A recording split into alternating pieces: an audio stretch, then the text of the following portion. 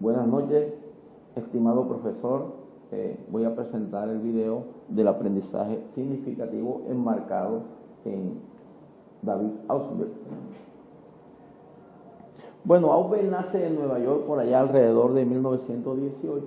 En realidad él iba a ser médico, pero tuvo mucha inclinación por la psicología y en esa época se interesó por el aprendizaje. En este caso el aprendizaje por descubrimiento, que el que estaba en su boom era Jerome Bruckner. Él desarrolla la teoría del aprendizaje significativo enmarcado en el enfoque cognitivo, que allá en los años 70 cambió todo el paradigma de la educación, ya que en mucho tiempo se consideró el aprendizaje ligado a la conducta, de allí que perdurara durante mucho tiempo el enfoque conductista, en donde todavía es en la labor académica, es puro premio y castigo, ya que el estudiante, él en realidad muchas veces sus intereses van encaminados hacia la nota, no al aprendizaje. En todo caso, en el proceso académico no solo hay que tener en cuenta la conducta, sino otros factores o otros elementos. Entonces hay que considerar a los profesores, la manera como enseña, la estructura del conocimiento, que tiene que ver con ¿qué? Con el currículo. Sin embargo, cuando hablamos de la estructura cognitiva, comprende, o sea, no tiene nada que ver con las neuronas, sino con toda esa información que se encuentra ¿dónde? El conjunto de conceptos, ideas que se encuentran dentro, la manera como están organizadas, ¿dónde? En el mapa mental, en el cerebro.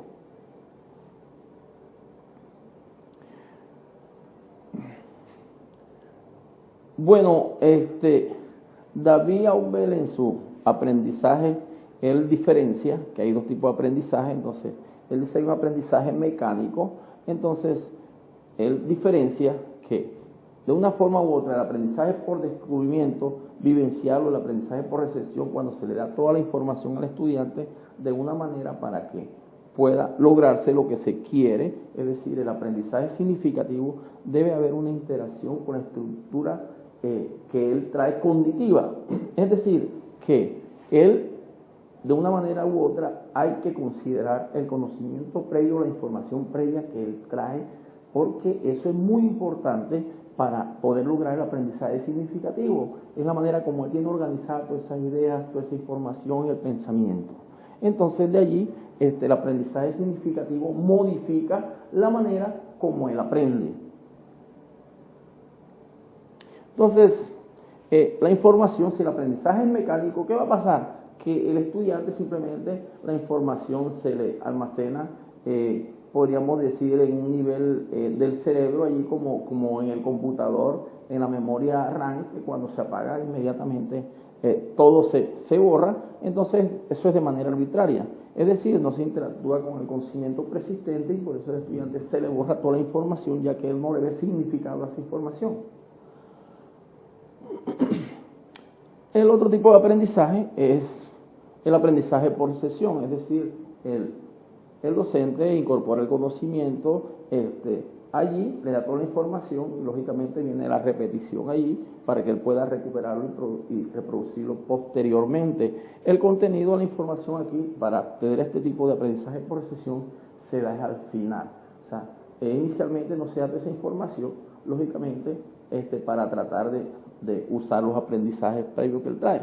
La información, si él no trae ninguna información, debe reconstruirse con el estudiante, es decir, hay que usar la estrategia apropiada para tratar de ir creando ese mapa mental. Allí, en este aprendizaje por descubrimiento, es decir, él va conociendo la nueva información, no se presenta en la forma final, sino desde el comienzo se le van dando tips, preguntas direccionadas, de tal manera que él vaya creando su propio mapa mental y produzca el aprendizaje deseado. Entonces hay que tener claro, si nosotros analizamos todo lo que abarca el aprendizaje significativo, David Ausubel lo planteó de una manera clara. Él decía que si él pudiera resumir toda la pedagogía cognitiva o educativa, él decía que el factor más importante que existía en el aprendizaje o que existe en el aprendizaje es identificar qué tipo de conocimientos previos trae el estudiante en su mapa mental, en su estructura cognitiva, y entonces para poder a partir de ahí seguir y suministrar la nueva información. Es decir, que el docente tiene que ser un soldador, soldar esa información que él trae con la nueva información, engancharla. Eso es lo que va a permitir que haya un aprendizaje significativo. Entonces, la información que va a ser el contenido que se le va a dar debe ser potencialmente significativa. ¿Qué quiere decir? Que él debe de integrarlo, darle lógica, sentido ¿y eso qué quiere decir? Cuando hablamos de significado lógico hay que vincularlo con lo que él trae. Y entonces, cuando hablamos de dos tipos de significado, un significado psicológico, un significado lógico. Psicológico, bueno, cuando la información se convierte en contenido nuevo y diferenciado, entonces psicológicamente, mentalmente, él va condicionando su mapa mental. De tal manera que para lograr vincular esa información que él trae con el nuevo contenido, hacerlo potencialmente significativo. ¿Para qué? Para lograr de una manera que el estudiante asimile esa información en su estructura cognitiva y allí se logre nuevas estructuras con esa nueva información que él se va a ir modificando por la nueva información que va recibiendo. Bueno, cuando nosotros hablamos de tipos de aprendizaje, vamos a tener tres tipos de aprendizaje: uno de representación, otro de concepto y otro de preposiciones. Cuando hablamos de representaciones, es que hay que darle significado a cada cosa para poderlo enganchar. El otro aprendizaje de concepto, bueno, son eventos, situaciones en donde de una manera apropiada nosotros debemos de ligarlo a sus vivencias para poderlo con las situaciones ligar ese concepto para que le dé sentido.